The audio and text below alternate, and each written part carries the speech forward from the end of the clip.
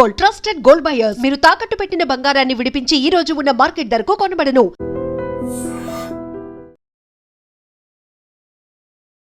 ఐబొమ్మ నిర్వాహకుడు రవి, ఇమంది రవి.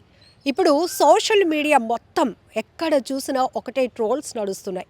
ఒకటి, రవికి మేము సపోర్ట్ చేస్తున్నాం, రవి తప్పు చేయలేదు, హీఈస్ ద రియల్ హీరో అంటూ.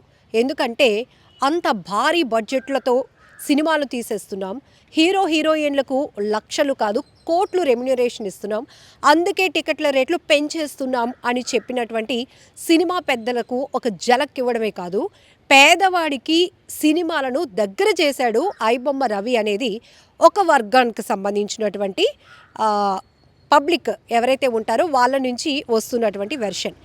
తండ్రి విశాఖపట్నానికి చెందినటువంటి రవికి సంబంధించినటువంటి ఇన్ఫర్మేషన్ ఏంటి, అసలు రవి విశాఖకి చెందినవాడు, ఏం చదువుకున్నాడు, ఇంత టెక్నాలజీ తనకి ఆ నాలెడ్జ్ ఎలా వచ్చింది, ఇంకెవరితోనైనా ఇంటర్నేషనల్ లింక్స్ ఉన్నాయా, ఇవన్నీ తెలుసుకునే ప్రయత్నంలో మీడియా వాళ్ళ తండ్రిని అప్రోచ్ అయితే తన కొడుకు కోసం ఒక సింగిల్ స్టేట్మెంట్ ఇస్తున్నారు రవి తండ్రి చిన్నప్పారావు గారు. ఆయన చెప్తుంది ఏంటంటే, నా కొడుకు తప్పు చేశాడు అని పోలీసులు చెప్తున్నారు, దాన్ని ఒప్పు అని ఎవరూ అనలేదు. కాకపోతే ఒక వర్గం ఎవరైతే నా కొడుక్కి సపోర్ట్ చేస్తున్నారో వాళ్ళకి సినిమా ఫ్రీగా వస్తుంది కాబట్టే అతను వాళ్ళందరూ కూడా నా కొడుక్కి సపోర్ట్ చేస్తున్నారు. నేనైతే నా కొడుకు గురించి ఒకటే మాట చెప్పాలనుకుంటున్నా, వాడికి మనుషులంటే లెక్క లేదు, దేవుడంటే భక్తి లేదు, దేశం అంటే గౌరవం లేదు. ఈ 3 పాయింట్లు చెప్పి చాలా సింగిల్ స్టేట్మెంట్ తన కొడుకు మీద ఉన్నటువంటి అభిప్రాయాన్ని ఈజీగా చెప్పేస్తున్నారు రవి వాళ్ళ నాన్నగారు. ఇక్కడ కట్ చేస్తే, రవి హైదరాబాద్ కూకట్పల్లి పోలీసులకు చిక్కిన తర్వాత ఆయన ఏం చేస్తున్నాడో తెలుసా, ఫ్రాన్స్ నుంచి వచ్చినటువంటి ఆయన ఇప్పటికే హైదరాబాద్ పోలీసులు తన కోసం సెర్చ్ కొనసాగిస్తున్నారు అని తెలిసినప్పటికీ కూడా హైదరాబాద్లో తన సొంత ఇంటికి వచ్చినటువంటి రవి పూర్తిగా నిద్రమత్తులో ఉన్నాడట. అందుకే చుట్టుముట్టినటువంటి పోలీసులు ఎంత డోర్ కొడుతూ పిలుస్తున్నా కూడా పలకకుండా 2 గంటల పాటు ఆయన నిద్రలోనే ఉన్నాను, అందుకే ఇంత లేట్గా డోర్స్ ఓపెన్ చేస్తున్నాను అని పోలీసులకు చెప్పాడు. అంతేకాదు, అసలు ఎందుకు రవి నువ్వు ఇదంతా చేస్తున్నావు, సినిమాలంటే నీకేమైనా ద్వేషం ఉందా అంటే, కాదు, మీరు నన్ను అరెస్టు చేయడం వల్ల నాకు వచ్చిన నష్టమేమీ లేదు అని సింగిల్ పాయింట్. 6 నెలల క్రితం ఇదే ఐబొమ్మ రవి దమ్ముంటే పట్టుకోండి చూద్దామని ఒక ఛాలెంజ్ విసిరాడు తెలంగాణ పోలీసులకు. అంతేకాదు, ఇది ఆగదు, ఇది కొనసాగే ప్రస్థానం అంటూ కూడా ఒక క్లారిటీ ఇచ్చాడు. అంటే అప్పటికీ కూడా జనాల్లో ఒక తెలంగాణ పోలీసులకు విరివిగా సినీ ఇండస్ట్రీ నుంచి కంప్లైంట్లు వస్తున్నాయి అని తెలిసి ఆ వ్యక్తి ఇక్కడ లేడు, విదేశాల్లో ఉండి తన యాక్టివిటీస్ కొనసాగిస్తున్నాడు అని తెలిసి ఇది ఇంకా విచారణ కొనసాగుతోంది, రవి ఎక్కడ కనపడినా ఇమీడియట్గా అదుపులోనికి తీసుకుంటారు అని తెలిసినప్పటికీ కూడా పబ్లిక్ కూడా అప్పటి నుంచి కూడా ఐబొమ్మ రవికి కాస్త సపోర్ట్ చేస్తూనే వచ్చారు. ఎప్పుడైతే కూకట్పల్లి సిసిఎస్ పోలీసులు రవిని అరెస్టు చేసిన తర్వాత ఇది ఒక ఉద్యమంలా ఒక వర్గం కొనసాగిస్తోంది.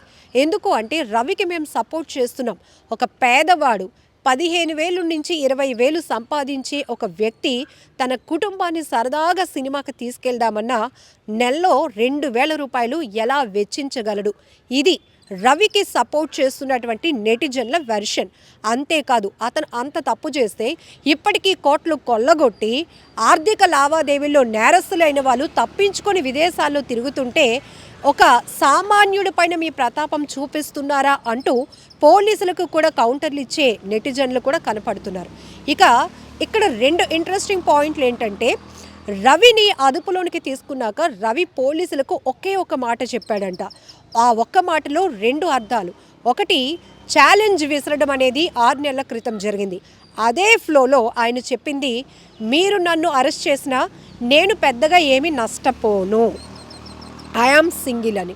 అంటే ఇక్కడ ఒకటి అర్థం చేసుకోవాలి, ఇప్పటికీ కూడా అనేక నేరాల్లో ఉన్న వాళ్ళని గురించి ఒక్కసారి ఆలోచిస్తే క్షణికావేశమా, ఉద్దేశపూర్వకంగా చేసినటువంటి నేరాల అని పక్కన పెడితే ఆ వ్యక్తి పోలీసులకు పట్టుబడిన తర్వాత ఒక రియలైజేషన్ వస్తుంది. నేను దూరం అయితే నా భార్య పరిస్థితి ఏంటి, నేను దూరం అయితే నా తల్లిదండ్రుల పరిస్థితి ఏంటి, నేను దూరం అయితే నా పిల్లల పరిస్థితి ఏంటి అని. ఎంత కరుడుగట్టిన నేరస్తుల్లోనైనా ఒక చిన్న ఎమోషనల్ పాయింట్ ఉంది అంటే అది ఫ్యామిలీ. ఇక్కడ రవి నేను సింగిల్, నాకు జరిగే నష్టమే లేదు అని చెప్పినప్పుడు కూడా పోలీసులు షాక్ అయిపోయారు. ఆ పాయింట్లో మొత్తంగా ఇక్కడ అతను ఇన్వెస్టిగేషన్ కొనసాగించినప్పుడు తండ్రి విశాఖలో ఉన్నాడు, భార్య తన 7 ఏళ్ల కూతురుతో కలిసి హైదరాబాద్లో ఉంది. అప్పటికే రవి ఇటు తండ్రికి దూరంగా ఉన్నాడు, అటు భార్య బిడ్డకి కూడా దూరంగా ఉన్నాడు. కాబట్టి తను ఇంటర్నేషనల్ లెవెల్లో ఒక రాకెట్ని నడుపుతూ ఒక టీంని ఫామ్ చేసుకుంటూ ఉన్నాడు. ఇంతకీ ఇన్ని కోట్లు సంపాదించాడు కదా ఈ పైరసీలు చేసి. అతని ప్యాషన్ ఏంటి, అతని మోటో ఏంటి అంటే పోలీసులు చెప్తున్న మాట ఒకటే, అది కూడా రవియే పోలీసుల విచారణలో ఒప్పుకున్నాడట. అతనికి యూరోపియన్ కంట్రీస్ తిరగటం అంటే చాలా ఇష్టమట. అంటే ఒక ట్రావెలర్గా ఉండాలి అనేది అతనికి బాగా ఇష్టమట. దాంతోపాటు లావిష్ లైఫ్కి అలవాటు పడ్డాడు. ఇటు ఎక్కడికి వెళ్ళినా నాతో కుటుంబం, నాతో భార్య, పిల్లలు, అమ్మ, నాన్న ఇవన్నీ కాన్సెప్ట్ లేకుండా తను ఒక లావిష్ లైఫ్లో ఉండాలి అనుకున్నాడు. యూరోపియన్ కంట్రీస్ ఇప్పటికీ కూడా తను ఈ ఐబొమ్మ నిర్వాహకుడిగా మారిన తర్వాత 13 దేశాలు తిరిగాడంట. దాంతోపాటు ఇంటర్నేషనల్ లెవెల్లో కూడా. అందుకనే అతను ఇండియన్ సిటిజన్షిప్ని కూడా వద్దనుకోవడానికి ప్రధానమైన కారణాల్లో ఇది కూడా ఒకటంట. ఎక్కువ శాతం అటువైపు అంటే ఈ కరేబియన్ దీవుల్లో తను యాక్టివిటీస్ చేస్తున్నట్టు పోలీసులు గుర్తించినట్టుగానే అనేక దేశాలు తిరుగుతూ అక్కడ టీమ్స్ని కలవటం, యాక్టివిటీస్ని ఇంకా డెవలప్ చేసుకోవడం ఇలాంటివి చేస్తూ ఉంటాడట. ఇది రవికి సంబంధించినటువంటి షాకింగ్ ఫ్యాక్ట్స్. ఏంటంటే ఇప్పటికీ కూడా రవికి సంబంధించినటువంటి అనేక విషయాలు వస్తున్నాయి. ఇంకొక షాకింగ్ వార్త ఏంటంటే నిన్న ఒక విశాఖకు సంబంధించినటువంటి ఒక అడ్వకేట్ రవి వాళ్ళ ఫాదర్ గారిని అప్రోచ్ అయ్యి మీరు ఇప్పుడు ఒంటరిగా ఉంటున్నాను అంటున్నారు, మీకు ఆరోగ్యం సహకరించడం లేదు అంటున్నారు, మీరు గనక ఒప్పుకుంటే రవి కేసుని అంటే మీ అబ్బాయి ఐబొమ్మ రవి కేసుని నేను టేకప్ చేస్తాను అని చెప్పి ఆయనే నేరుగా ఆ వకీల్ సాబ్ ఎవరైతే ఉన్నారో అడ్వకేట్ సలీం గారు ఇంటికి వెళ్ళి ఆయనతో మాట్లాడితే అతను మాత్రం చెప్తుంది ఒకటి, తప్పు చేసిన వాడిని ఎవ్వరూ కూడా తప్పించలేరు శిక్ష నుండి. వాడు తప్పు చేశాడు, కాకపోతే సజ్జనార్ గారికి ఆ దేవుడికి నేను ఒకటే ప్రార్థిస్తున్నాను, తప్పు చేశాడు, దానికి తగ్గ శిక్ష వేయండి, కానీ ఎక్కువగా నా కొడుకుని హింసించొద్దు, ఇబ్బంది పెట్టొద్దు, ఇది మాత్రమే ఒక తండ్రిగా నేను కోరుకుంటాను. కానీ వాడికి ఇన్ని కోట్లు మీడియాలో పోలీసులు చెప్తున్నట్టు ఇన్ని కోట్లు సంపాదించాడంటే ఒక్కడు ఏం చేసుకుంటాడు? భార్య కూడా మంచి సంపాదించే పొజిషన్లో ఉంది.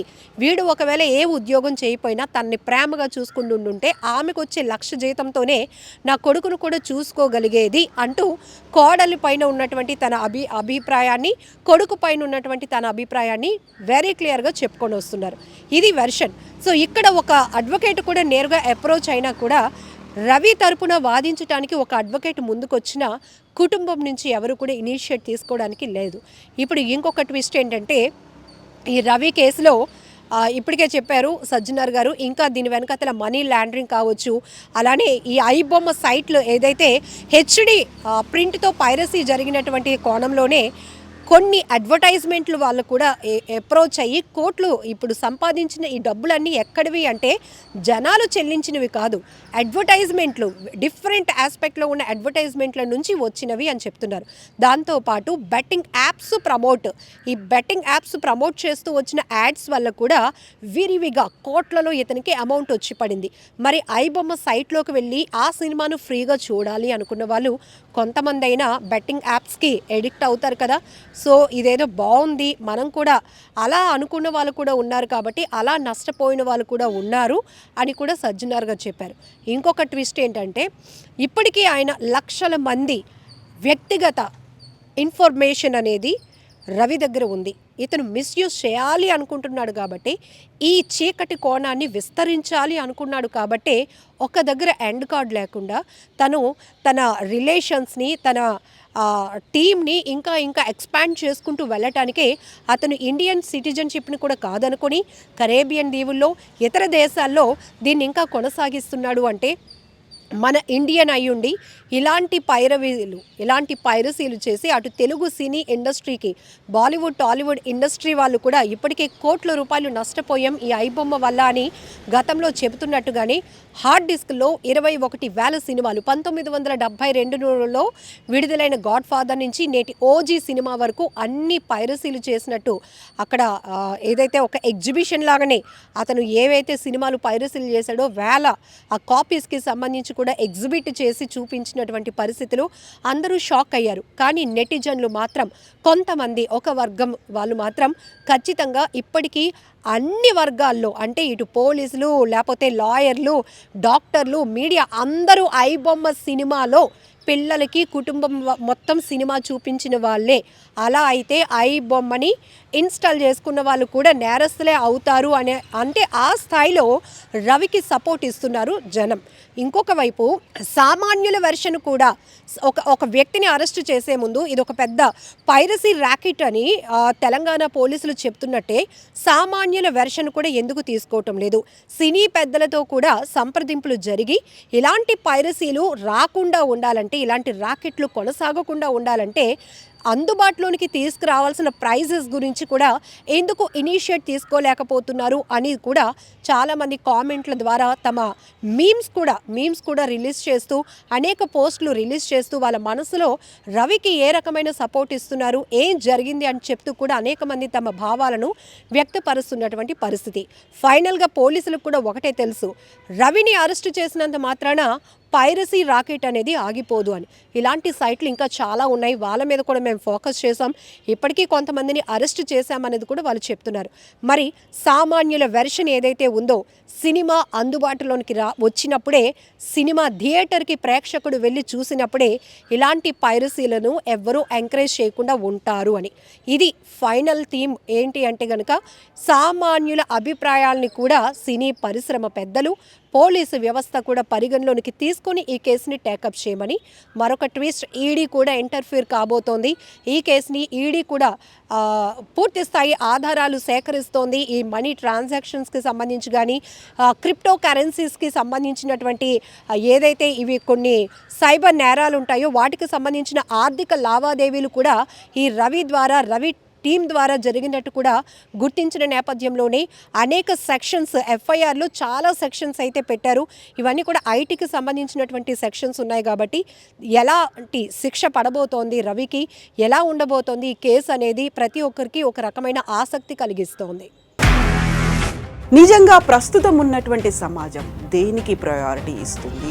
ఆర్థిక సంబంధాల చుట్టూ మాత్రమే తిరుగుతోంది. మళ్ళీ ఎన్నికలంగానే చాలా విరక్తి కలుగుతున్నాం. మంచి అనిపిస్తుంది కదా, లేడీస్ కూడా ఛాలెంజింగ్ జాబ్స్ చేసినప్పుడు చాలా బాగుంటది. ట్రాఫిక్ అసిస్టెంట్స్ గా నియమించిన ట్రాన్స్జెండర్స్ అందరితో సాల్యూట్ చేయించుకుంటున్నారు. ఫుడ్ డెలివరీ ఇవ్వటానికి వెళ్ళినటువంటి డెలివరీ బాయ్ అనిల్ పై కళ్ళ ముందు